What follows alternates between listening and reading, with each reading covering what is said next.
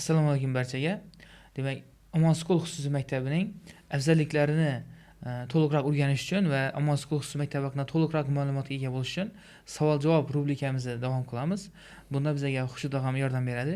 Keyingi savolimiz loyihaga asoslangan ta'lim tizimi nima va u qanday ishlaydi? Loyiha asoslangan ta'lim tizimini g'oyasi Elon Muskning Ad Astra degan maktabi bor. 2014-yilda Kaliforniyada ochilgan SpaceX xodimlari va Elon Muskning faqat o'zining farzandlari uchun. Ularning asosiy maqsadi biror bir loyihani bajarish uchun bolalar o'sha loyiha atrofidagi hamma narsani o'zlari mustaqil o'rganishi. Ya'ni masalan, qandaydir biznes qilishi yoki nimadir yasashi kerak. Masalan, telefon yasashi maqsad etilgan bo'lsa, u komandaga, ya'ni bu yerda sinf deb aytilmaydi. Sinfdosh deyilmaydi. Sinfni biz jamoa deymiz va sinfdoshni biz endi jamoadosh deymiz. Va ular birgalikda biror bir loyihani, ya'ni biror bir masalan telefonni yasashni o'zlari bajarishi kerak bo'ladi.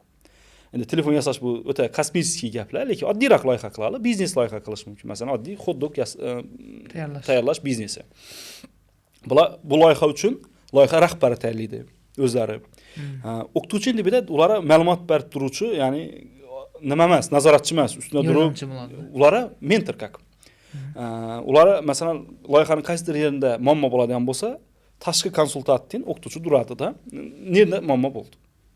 Shu muammoga ular yechim berish mumkin yoki yechimga yo'nalish beradi. Demak, shu loyihani to'liq yuritishni o'rganadi ular. Ha, ular o'rganadi. Maqsad novi Finlandiyani ta'lim haqida bir kitob o'qidim. Timothy Walkerni Finlandiyadagi ta'lim mo'jizasini. Shunda mehmonxona biznesini yuritish degan loyiha bo'ladi ularda. Ularda geografiya, iqtisodiyot, ingliz tilidan fanlar yo'q. Uni o'rnina mehmonxona biznesini yuritish degan loyiha bor. Mehmonxonani biznesini yuritish uchun bolalar mehmonlarini nedan kelishini bilish kerak.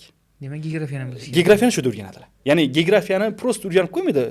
Kallasida ma'lumotlar bazasini shakllantirmaydi. Balki muammo paydo bo'lgandan keyin shu muammoni yechish uchun bolalar qidiradilar.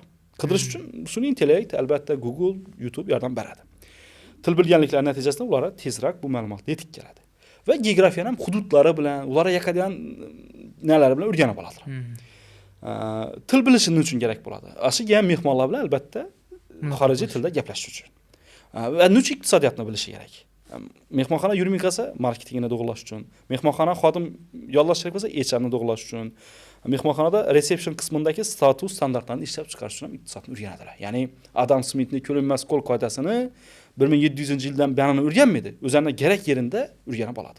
Fanni o'zini o'rgangandan ko'ra, bu fan emas, muammoni yechish uchun fanni o'rganadi. Amon School.